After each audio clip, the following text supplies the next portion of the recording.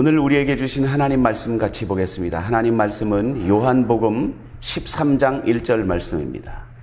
요한복음 13장 1절 봉독해 올리겠습니다. 6월절 전에 예수께서 자기가 세상을 떠나 아버지께로 돌아가실 때가 이른 줄 아시고 세상에 있는 자기 사람들을 사랑하시되 끝까지 사랑하시니라. 아멘. 저는 오늘 여러분들과 함께 읽은 말씀, 하나님이 우리에게 주신 하나님의 말씀, 요한복음 13장 1절 말씀을 가지고 끝까지 사랑하심이라는 제목으로 잠깐 동안 말씀을 통해서 은혜를 나누고자 합니다.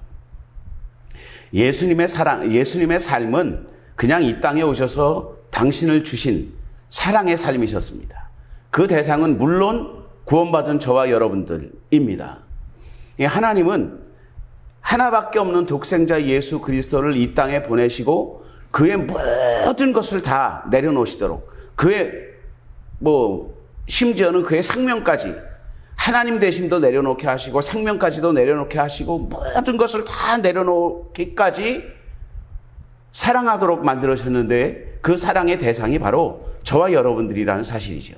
그것 때문에 저희는 어떠한 순간에도 어떤 환경이 오든 상관없이 우리는 하나님 앞에 감사해야만 하고, 그 하나님, 감사할 만한 그 하나님 앞에 우리는 예배하고 하나님 앞에 순종하고 복종하는 삶을 살아야만 하는 것입니다. 왜냐하면 그만큼 감사하신 하나님이시기 때문입니다.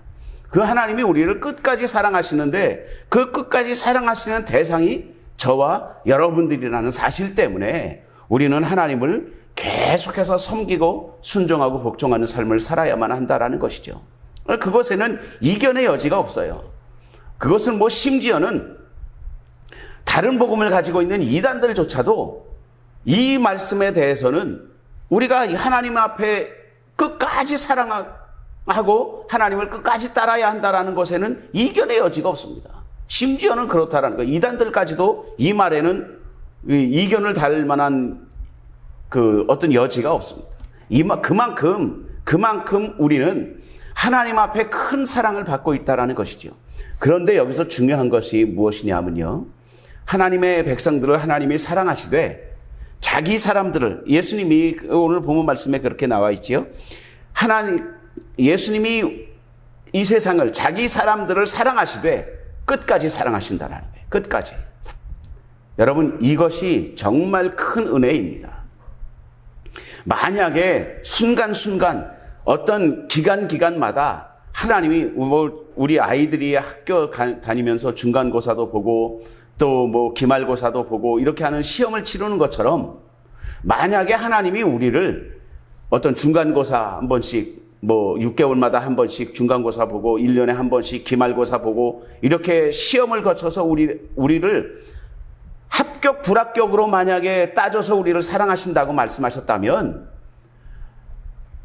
생각만 해도 끔찍한 일이에요. 우리는 아마 하나님 앞에 사랑받을 만한 그런 사람이 아마 한 명도 없을 거라고 생각합니다. 그런데 우리는 지금도 여전히 하나님 앞에 사랑을 받고 있는 것이지요. 왜냐하면 하나님은 그냥 조건 없는 사랑으로 우리를 사랑하고 계신다라는 거예요. 그 사랑이 끝까지 이어진다라는 것이죠. 중간에 우리가 잘못한 것 때문에 혹시 우리가 부족해서 하나님이 우리를 버리시는 그런 것이 아니라 끝까지 사랑하신다라는 거예요. 끝까지. 부족함에도 불구하고 우리 있는 모습 그대로 하나님은 끝까지 우리를 사랑하신다라는 것이죠. 이 얼마나 큰 은혜이고 그 은혜에 우리가 얼마큼 감사해야 될까를 한번 생각해 보시기 바랍니다. 예수님은 이 땅에 오신 것으로도 이 땅에 오신 것이 왜 우리를 향하신 사랑이냐 하면요, 하나님 한번 생각해 보시기 바랍니다. 예수님은 하나님이세요. 예수님은 하나님이신데 하나님 되심을 내려놓으시고 우리와 같은 인간의 육신으로 이 땅에 오셨어요. 그것도 아기로 태어나시되 또 누일 자리가 없어서 말구유에 나가시고, 말밥통이죠. 말 밥그릇에 태어나시는 그런 아주 겸손한 모습으로 이 땅에 오셨다라는 것이죠. 태어나신 것 자체도 우리를 사랑하시는 사랑의 모습이셨고, 살아가는 모든 모습이 우리에게 사랑을 베푸시는 모습이셨습니다. 그 사랑의 정점이 이제 십자가에 달리시기 위해서 일주일 동안 이제 그 제자들을 막 가르치시는 거기에서 이제 사랑의 정점이 나오는데, 이 요한복음에 보면 예수님이 그 종들이나 하는 일을 하셨어요. 무슨 일을 하셨냐면 제자들의 발을 씻기는 일을 하셨죠. 그때 이 팔레스타인의 이 풍습을 보면 귀한 손님이 오거나 주인이 돌아오거나 집에 이제 외출했다가 집에 돌아오면, 주인이 돌아오면, 아니면 귀한 손님이 오시면 그 집에서 발 닦을 물을 이렇게 내놓는 것이, 발 닦을 물을 주는 것이 풍습이었습니다. 왜냐하면 그 사람들은 우리 같이 좋은 나이키나 아디다스 이런 신발을 신는 문화가 아니거든요. 그냥 슬리퍼 같은, 샌들 같은 그런 것들을 신고 다니기 때문에, 거기다가 사막 지역이잖아요. 먼지가 많이 나기 때문에 발이 되게 더러웠을 거예요. 그래서 남의 집에 들어갈 때 더러운 발로 들어가는 것도 예의가 아니고, 더러운 발로 내 집에 들어오는 것을 꺼려하는 그 손님을 위해서 물을 내놓는 것이 이제 그 손님에 대한 배려였죠. 그래서 종들 중에도 가장 낮은 종이, 가장 어린 종이 가서 그 주인의 발을 씻고 손님의 발을 씻어주는 거예요. 그런데 예수님이 제자들의 발을 씻기는 장면이 나옵니다. 제자들이 선생님 어찌 된 일입니까? 라고 얘기했더니 예수님이 요한복음에 그런 말씀을 하십니다.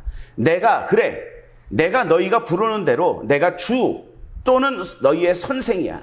그런데 내가 주 또는 선생이 되어서 너희의 발을 씻긴 이것은 내가 너희에게 너희도 이렇게 세상을 살기 위해서 살가고 내가 본을 보이는 것이다 라고 예수님이 설명해 주시죠.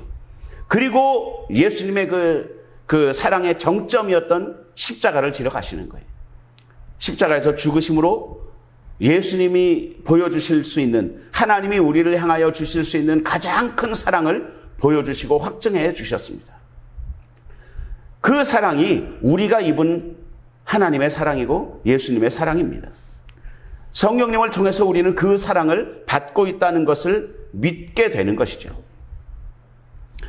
여러분, 우리 예수님의 그 사랑이 제자들에게 전파되고 전달되고, 예수님의 그 제자들이 예수님을 사랑하고 존경하고 따르고 복종하고 순종하고 하는 그 아주 거룩한 공동체 안에도 참 중요한 것은 무엇이냐면, 그 거룩한 공동체, 예수님이 세우신 공동체잖아요. 그 공동체 안에도 악은 있었어요. 고춧가루가 있었다라는 뜻입니다. 악한 생각이 있었어요. 누구죠? 가룟 유다입니다. 가룟 유다는 그나마 그 제자들 12명의 제자들 중에서는 가장 많이 배운 사람이었을 거예요. 가장 똑똑한 사람이었습니다. 지금으로 말하면, 젊은 사람들 말로 하면 아주 그 시대에 이스라엘 백성들 사이에 그 12명의 공동체뿐만이 아니라 이스라엘 사람들 사이에서도 아주 중심이 되는 인물, 그러니까 요즘 젊은 사람들 말로 하면 인싸였어요. 핵인싸였습니다. 아주 많은 사람들이 그 가룟 유다의 하는 일을 막 박수 쳐주고 같이 따라주고 막 이렇게 했던 사람이었어요. 그랬는데 그 사람이 결국에는 악의 근원과 같이 되어버린 것이죠. 제가 이 이야기를 왜 하냐면요, 여러분, 예수님이 세우신 그 거룩한 공동체 안에도 악이 있고 실망하고 낙담할 만한 그런 그 요소가 있었다라는 것이죠. 여러분, 우리가 속해 있는 공동체에 악이 있다고 해서, 우리 공동체에 어떤 절망하거나 실망할 만한 어떤 요소가 있다고 그래서, 어떤 사람이 있다고 해서 우리는 실망할 필요가 없다라는 것이죠. 그 와중에도 불구하고 예수님은 자기 사람들을 사랑하시되 끝까지 사랑하시는 그 모습을 변함없이 보여주셨습니다. 우리 공동체 안에 혹시라도 그런 그 고춧가루가 있다 할지라도 우리는 낙담하거나 실망해서는 안 됩니다. 여전히 하나님은 우리 공동체를 사랑하시고 우리 교회를 사랑하시고 우리 가족을 사랑하시고 우리 한 사람 한 사람을 여전히 사랑하고 계신다라는 거예요. 끝까지 사랑하고 계신다라는 것이죠. 우리는 그것을 믿어야 하는 거예요. 그 믿음 가지고 우리가 해야 될 것은 무엇이냐 하면 그 받은 사랑을 전달하는 역할을 해야 합니다. 제가 아까 말씀드린 대로 예수님이 제자들의 발을 씻겼더니 제자들이 선생님 어떻게 된 일입니까? 이게 무슨 일입니까? 라고 막 거부하는 사람도 있고 그랬었어요. 어찌 감히 제가 선생님께 발을 내밀고 발을 씻겨달라고 할 수 있습니까? 이렇게 막 소동이 일어났지요. 그랬을 때 예수님이 그들에게 주신 이야기는 내가 너희에게 이렇게 행하는 것은 너희에게 본을 보이기 위함이다 라고 설명했다고 아까 말씀드렸습니다. 맞습니다. 여러분, 하나님이 우리에게 끝까지 변함없는 사랑을 주신 그 이유는 그 변함없는 사랑, 끝까지 사랑하시는 그 넘치는 사랑을 우리는 이제 받은 사람으로서 아직도 그 사랑을 알지 못하는 사람들에게 전달하는 그 사명을 감당해야 되는 것이죠. 예수님이 굳이 본을 보이셨다면 그 본을 보이신 이유는 그 본을 보인 모습을 따라 그 본을 따라 살기를 원하시는 그 생각이 있으셨기 때문에 그 원함이 있으셨기 때문에 예수님은 본을 보이신 거예요. 굳이 따라할 필요가 없는 일을 본을 보이실 이유가 없었던 것이죠. 예수님이 굳이 그 일을 하시면서 설명까지 하셨어요.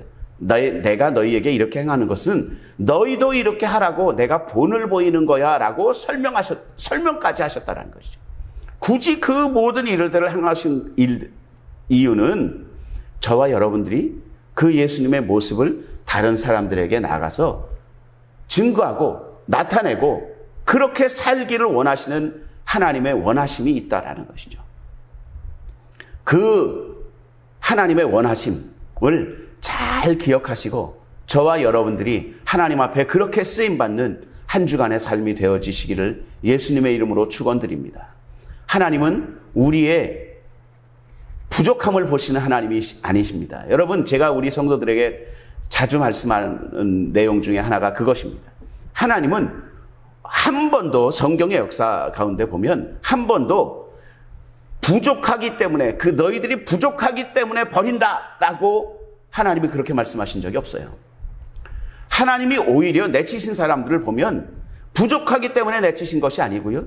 너무나 넘쳐서 교만해서 내치신 장면은 있어도 부족해서 내가 너희를 그렇게 가르쳤는데 아직도 너희가 나를 못 따라오냐 이런 말씀하신 적이 없어요.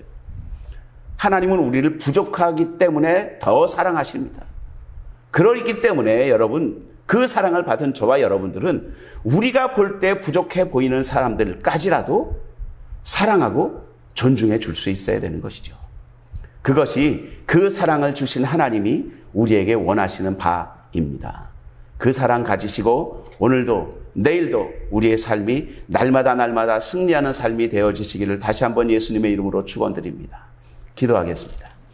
하나님 아버지 은혜와 사랑을 감사합니다. 오늘도 우리를 변함없는 사랑으로 사랑하시는 하나님, 그 사랑을 입은 우리가 이제는 그 사랑을 증거하고 나타내고 전달하는 삶을 살도록 주여 도와주옵소서. 예수님이 우리에게 보이신 본을 그대로 따라 많은 사람들에게 나타내는 삶을 살도록 주님 인도하여 주옵소서. 감사하고 예수님의 이름으로 기도하옵나이다. 아멘.